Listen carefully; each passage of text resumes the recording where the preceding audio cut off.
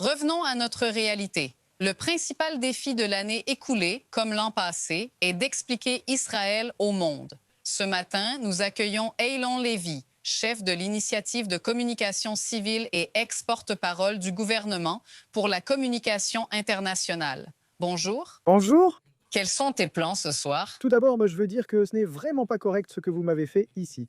Je veux bien paraître à la télévision et vous m'avez amené ici en studio avec un roi de beauté et une reine de beauté. Littéralement les personnes qui sont officiellement les plus belles du pays. Je ne sais pas à qui était cette idée, hein, si c'était Carmite à la régie. Je ne sais pas si vous faites ici une production de La Belle et la Bête. La Belle et la Bête. Et moi, je suis ici dans le rôle de la bête. Mais ce n'est pas correct. Ce n'est pas correct. Mais regarde comme tu expliques bien. Voilà, au moins ça, voilà, vous êtes beau à l'extérieur et moi, je sais bien expliquer. Oui, bon, tu continues toujours à faire ce que tu fais le mieux, que tu as commencé il y a des années, et tu es vraiment l'une des voix les plus importantes. D'où reviens-tu? D'où je suis revenu? Oui, je ne sais pas, tu étais en tournée d'explication dans le monde? J'ai voyagé partout, au Canada, aux États-Unis, mais cette année, hein, je pense qu'en explication, nous avons vraiment touché le fond. D'ici, on ne peut que progresser. Nous avons vécu une année très difficile pour l'image d'Israël dans le monde. C'est plus difficile que l'année dernière? Oui, parce que ça s'est accumulé sans prendre une meilleure direction. C'est-à-dire les manifestations, le vaste mouvement de personnes convaincues qu'Israël commet un génocide, à Dieu ne plaise que nous sommes vraiment des monstres, ce mouvement-là grandit. J'espère qu'en prochain, nous instaurerons la paix au sein du peuple, pour ensuite nous ouvrir à l'extérieur. Aussi sur fond des images choquantes qui ont effectivement fait le tour du monde, de nos otages, de la façon dont ils avaient l'air en sortant, il est clair qu'ils ont été affamés et maltraités, ainsi que tous leurs témoignages. C'est-à-dire, cela aussi s'est passé cette année? C'est vrai. Et nous avons vraiment vu des unes de journaux très marquantes montrant les otages qui sortèrent de captivité. Bien sûr, tous les témoignages des survivants et les histoires des otages sont très importants d'un point de vue informatif dans le monde. Avant la guerre, j'ai traduit pas mal de livres. Y a-t-il aussi le livre d'Elie Charabi? Eh bien non, ce n'était pas avant la guerre. J'ai dit, c'est fini, je ne traduis plus de livres. Et puis là, on m'a proposé de traduire pour Elie Charabi son livre Enlevé. Et j'ai dit, c'est le premier brouillon de l'histoire. C'est un livre qui, comme les journaux de la Shoah, sera lu encore dans 100 ans. Alors je lui ai traduit le livre, et maintenant j'ai encore quelques livres de Sordi Chavi en préparation, parce qu'il est très important pour moi que cette histoire soit racontée au monde. Mais quand je fais de la sensibilisation, j'essaie aussi de faire des vidéos pour expliquer sur les réseaux sociaux, parce que tout le monde ne reçoit pas les informations à la télévision. Désolé. Mais ce que nous avons essayé de faire cette année, c'est de faire du scaling up. Dire, on a vu comment on fait de la bonne sensibilisation à la télévision. Nous devons maintenant créer un mouvement pour faire cela. Qu'est-ce que le porte-parole citoyen que j'ai initié? Nous essayons de recruter les personnes que nous pensons être les voix les plus influentes du monde juif. Mélanie est l'un des talents que nous essayons de promouvoir et de placer dans les médias internationaux. Veillez à disposer d'une unité de réserve rassemblant les voix influentes du peuple d'Israël afin de les promouvoir dans les médias et garantir que notre voix soit entendue sur toutes les plateformes disponibles. Cette année, nous avons réalisé plus de 1000 interventions médiatiques dans les médias internationaux. Des personnes qui n'avaient peut-être pas l'habitude d'apparaître réellement dans les médias conventionnels auparavant? Sans aucun doute, nous recrutons des personnes qui ont déjà été porte-parole, mais aussi des personnes qui ont occupé toutes sortes de postes impressionnants. Parfois, il est difficile de les faire passer à la télévision parce qu'ils sont très occupés, car ce sont des personnes très talentueuses elles-mêmes. Mais il faut s'assurer que leur rôle n'est pas de représenter la politique officielle de l'État ou du gouvernement. Vraiment pas. Mais il est important qu'il y ait une voix israélienne authentique sur chaque plateforme prête à nous écouter. Car il y a un grand mouvement dans le monde qui essaie de nous exclure, de nous mettre à l'écart, et qui n'est même pas prêt à nous entendre. Même normaliser les relations avec des Israéliens est jugé illégitime. L'accent est-il aussi mis sur les communautés juives à l'étranger ou vise-t-on surtout les non-juifs et le public international?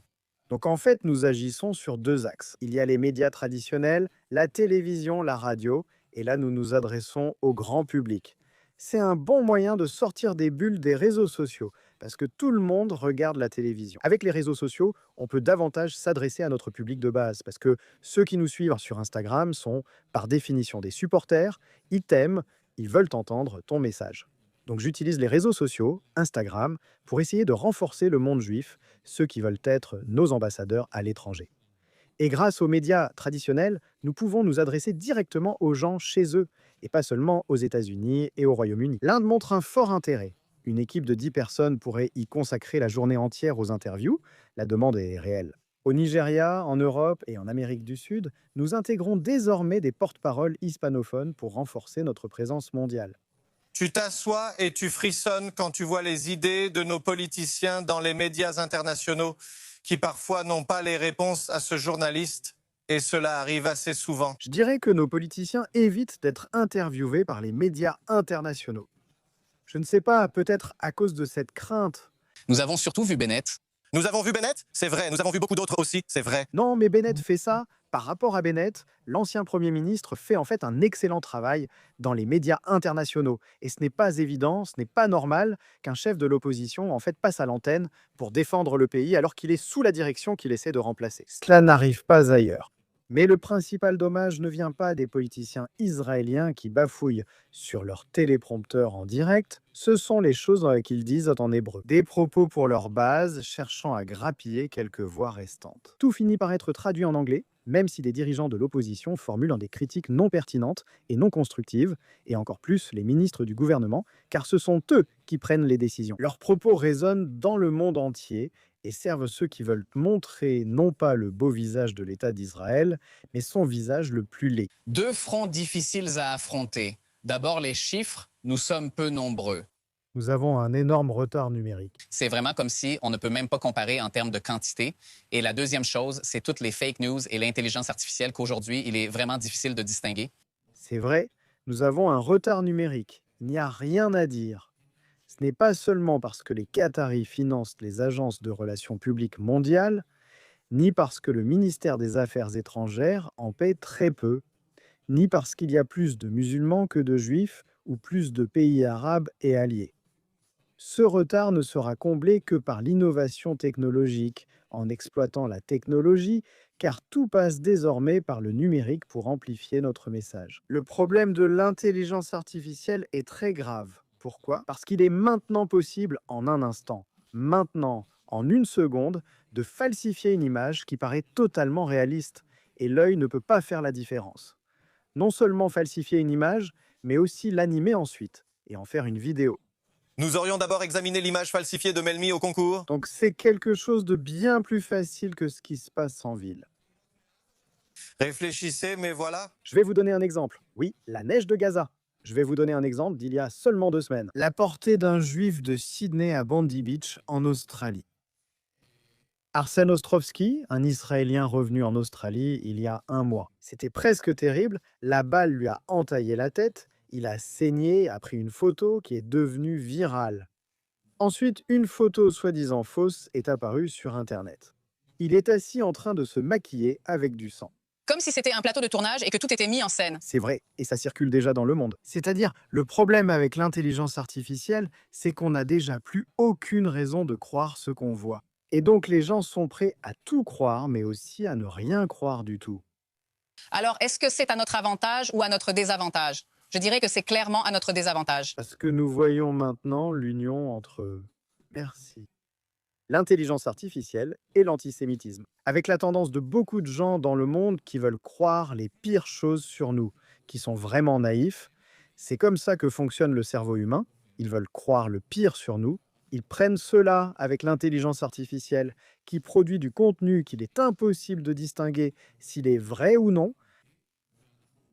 Et l'attaque de fake news des 2 dernières années, ce n'est qu'une bande-annonce, ce n'est qu'un avant-goût de ce qui va arriver, et le monde vraiment n'est pas prêt pour ce problème, et ce n'est pas seulement Israël, mais tout le monde libre, où chacun peut aujourd'hui, avec son téléphone, réaliser des choses qui demandaient, il y a 1 an, des millions à Hollywood pour un tel réalisme. Tout a l'air totalement réel, même moi qui suis la plus sceptique et tout ça. Et il y a des choses qui me semblent totalement réelles, fait que je sais simplement qu'elles ne le sont pas. Il le semble, oui. Si on revient un instant à l'attentat horrible à Sydney, on a vu que des célébrités du monde entier, même celles qui étaient encore contre Israël, ont tout de même exprimé leur solidarité envers les Juifs lors de cet attentat. Qu'est-ce qui, selon toi, les a soudain poussés à dire autre chose sur nous que simplement Free Palestine? Pour être honnête, je ne sais pas qui a donné son avis ou non, mais bien sûr, Il me semble qu'elle n'est pas avec nous, comme tu l'as dit. un massacre d'innocents qui célèbre Hanouka sur la plage, c'est noir sur blanc. Nous aussi, nous avons eu un massacre alors qu'on célébrait la joie de la Hora. C'est vrai, mais dans le monde, on dira, bon, c'est plus complexe, parce qu'il y avait quand même un conflit entre Israël et le Hamas, l'armée, et l'histoire est complexe. Là-bas, il n'y a pas eu que des juifs tués, d'autres personnes aussi. Mais là-bas, des enfants qui fêtent la fête des parents sur la plage en Australie, c'est vraiment noir ou blanc. Donc il n'était pas possible, il n'y avait aucune façon de justifier cela. Dis que tu découvres que Donald Trump te suit et te complimente aussi. J'aurais voulu que Donald Trump me suive. Tu sais comme j'étais en colère. C'est le jour le plus fou, celui de l'annonce de l'accord pour la libération des otages. Je suis passé en direct sur Fox News ce jour-là. Maintenant, quand tu passes en direct sur Fox News, tu dois savoir qu'il n'y a qu'un seul spectateur qui compte vraiment. Il est fort possible que le président des États-Unis regarde à ce moment-là. J'ai dit qu'en Israël, nous ne sommes d'accord sur rien, sauf que Tsaram mérite le prix Neve pour la paix. Après 2 heures, je vois qu'il publie sur les réseaux sociaux. Merci beaucoup. Le seul Israélien restant un modèle lors de l'accord sur la libération des otages. Merci à Alon Lévy pour sa sagesse. Il semble fâché de ne pas m'avoir tagué. Si Donald Trump regarde Potéimium sur la chaîne 13, s'il vous plaît, monsieur le président, la prochaine fois, mettez un tag, faites un geste sympa. Qu'est-ce qu'il y a? Tant qu'à faire, fais-le, oui. Dis-moi, qu'est-ce que tu penses du changement de nom officiel de la guerre de épée de fer à résurrection? Qu'est-ce que ça veut dire, par exemple, pour le reste du monde? C'est juste une manœuvre politique stupide. Cette guerre dans le monde doit être appelée la guerre du 7 octobre, parce que nous devons rappeler aux gens quand cette guerre a commencé, pourquoi elle a commencé, comment elle a commencé, et ce pourquoi nous nous battons afin de l'empêcher à l'avenir. C'est pourquoi, lorsque j'étais dans l'équipe de communication et que le nom officiel était encore Épée de fer, ce qui ressemble à un épisode de Game of Thrones, je commençais chaque conférence de presse en disant « Aujourd'hui, c'est le 50e jour de la guerre du 7 octobre. » Et ce nom a vraiment pris de l'ampleur. Il s'est imposé dans le monde, c'est comme ça qu'il l'appelle. C'est ainsi que cela s'est imposé mondialement. Tout comme l'État a intérêt à ce que le monde parle de la guerre du 7 octobre, il est probable que le gouvernement préfère ici le terme guerre de la résurgence, afin qu'on se souvienne de son origine, mais surtout pour raconter comment nous sommes passés du point le plus bas à notre force géopolitique actuelle dans la région. C'est aussi une partie de l'histoire dont on ne peut pas s'échapper. C'est aussi important, c'est aussi important. Bien sûr, nous dominons. C'est aussi important, mais je pense qu'au moins avec un regard international, je n'ai pas l'intention de l'appeler la guerre du 7 octobre. Il ne faut pas laisser le monde oublier comment cette guerre a commencé et ce que le Hamas ferait si on lui en donnait l'occasion. Dis-moi juste, dernière question, si aujourd'hui on te propose à nouveau de redevenir le porte-parole officiel du gouvernement israélien, d'une manière ou d'une autre, est-ce que c'est quelque chose qui serait envisageable? Ou bien... Pour les raisons actuelles, je ne pense pas que ce soit pertinent tant que le peuple n'aura pas décidé l'année prochaine. C'est simple, on voit toujours que du côté israélien, c'est interdit, interdit, interdit, et de l'autre côté, on voit que c'est permis. Et cela les encourage aussi à le faire. Quel conseil donneriez-vous à Eyal Omer face à d'éventuelles provocations ou questions lors de la compétition? Il vaut mieux ne pas répondre au téléphone, restez. Il y a des sourcils, elle a des sourcils plus impressionnants que les miens. Mais quel est vraiment le message principal? Tu penses que dans son copain ou mari en tant qu'expliquant? Nous devons nous rappeler que dans le monde, ils sont surpris par les Israéliens. Il se soucie des gens et de leurs histoires humaines, des expériences qu'ils traversent, et de refléter le beau visage de l'État d'Israël et de raconter ce que nous avons vécu en tant que personnes qui, depuis 2 ans, courent à cause des missiles qui arrivent de toutes parts, que le visage d'Israël est tourné vers la paix, que nous voulons vraiment la paix avec nos voisins, et leur expliquer cela de la manière la plus personnelle et intime à travers l'expérience de ce que nous vivons au quotidien, y compris des explications que parfois tu devais faire depuis un abri. Oui, c'est vrai. Oui, au plafond. C'est vrai, durant la guerre avec l'Iran, la guerre de 12 jours, je devais présenter une idée sur Fox News. Attends, voyons, raconte, oui. Donc j'étais censé présenter une idée avec Fox News. Je n'ai rien à ajouter.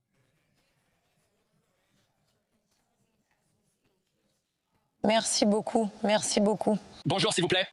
S'il vous plaît, décrivez-nous ce qui se passe dans votre cœur en ce moment. Il y a quelques minutes à peine, nous avons eu une sirène à Tel Aviv et tout le monde a dû courir dans un abri anti-bombe ou trouver un abri public.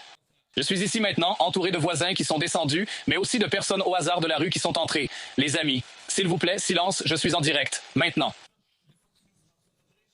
A dû courir pour chercher un abri parce que ces missiles balistiques iraniens sont délibérément dirigés vers des zones civiles. Pendant la nuit, des immeubles entiers ont été rasés. Et donc, les Israéliens savent quoi faire quand la sirène retentit. Vous ne pouvez pas attendre dans la cage d'escalier. Il faut partir sans risque. Merci beaucoup. Je pense juste à quel point notre réalité est absurde, que nous arrivons à rire du fait que tu as grondé des gens dans l'abri pendant une guerre avec l'Iran. Idée de Foxy aussi en britannique, puis Chifra. Regarde comme c'est indispensable. S'il te plaît. À chaque alerte, je regrettais de ne pas avoir d'appartement avec pièces sécurisées et devais descendre à l'abri. Je suis allé à l'abri cette fois. Merci aux voisins pour le Wi-Fi installé là-bas. C'était une excellente opportunité de communication. Ce n'est pas le voisin que tu as grondé, j'ai grondé tout le monde. Tu ne seras pas élu chef de maison à la prochaine étape? Non, et je ne veux pas non plus de cette responsabilité. Mais vraiment, ce moment était important pour moi parce que, à travers l'explication aussi, j'essaie autant que possible de faire les choses de façon humoristique parce que on ne peut pas vivre tout le temps dans la dépression. Mais aussi montrer au monde cet absurde que toutes les quelques minutes, nous devons soudain courir vers les abris avec des voisins et des gens au hasard de la rue. Et c'est une façon beaucoup plus forte d'illustrer ce que nous disons. On dit toujours, il ne faut pas expliquer, il faut montrer. Les images d'ici parlent d'elles-mêmes et ne sont pas générées par l'intelligence artificielle, comme déjà mentionné, Ayalon, Homer. Vous êtes les plus beaux visages que nous puissions avoir. Absolument. Toi aussi, Haz. Merci.